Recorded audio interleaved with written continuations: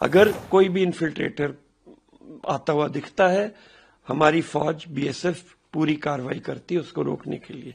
अभी parliamentary election के समय में लगभग 3 महीने के लिए 50% के लगभग फोर्स वहां से विड्रॉन थी। 164 ऐसे विलेजेस हैं जो कि फेंस के पार हैं और बिल्कुल सीमा पर स्थित हैं, और उनमें से कई घर तो ऐसे हैं जिनके थ्रू सीमा पास होती है। सीमा प्रहरियों के पास में ऐसा कोई भी इक्विपमेंट नहीं है जिससे कि उनके आइडेंटिटी पेपर्स को वेरीफाई कर लिया जाए।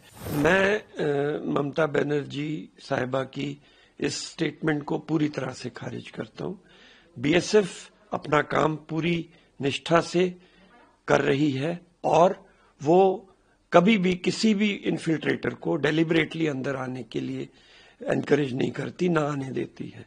अगर कोई भी इन्फिल्ट्रेटर आता हुआ दिखता है, हमारी फौज बीएसएफ पूरी कार्रवाई करती है उसको रोकने के लिए। इन्फिल्ट्रेशन, इलीगल इन्फिल्ट्रेशन के कई कारण दूसरे हैं। जैसा पहला कारण ये है कि कई दफा सीमाओं पर विजिल बहुत कमजोर हो जाती, खासतौर पे इलेक्शन के समय में। अभी पार्लियामेंट्री इलेक्शन के समय में लगभग 3 महीने के लिए 50% के लगभग फोर्स वहां से विड्रॉन थी। इससे सीमा पर विजिल बहुत कमजोर हो जाती है और इन्फिल्ट्रेटर्स को सीमा पर गैप मिल जाते हैं जिससे कि वो अंदर आ सकें।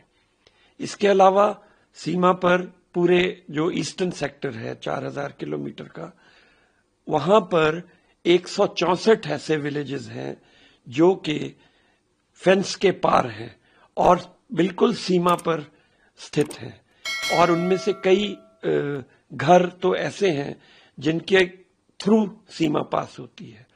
तो ऐसे में बांग्लादेशी नेशनल्स के लिए बहुत आसान हो जाता है कि वो वहां पर आकर रहें और अपने उनके पास में नकली इंडियन आइडेंटिटी पेपर्स तैयार टाउट्स द्वारा करके दे दिए जाते हैं, और जब वो सीमा से फेंस से क्रॉस करने की कोशिश करते हैं तो सीमा प्रहरियों के पास में ऐसा कोई भी इक्विपमेंट नहीं है जिससे कि उनके आइडेंटिटी पेपर्स को वेरीफाई कर लिया जाए।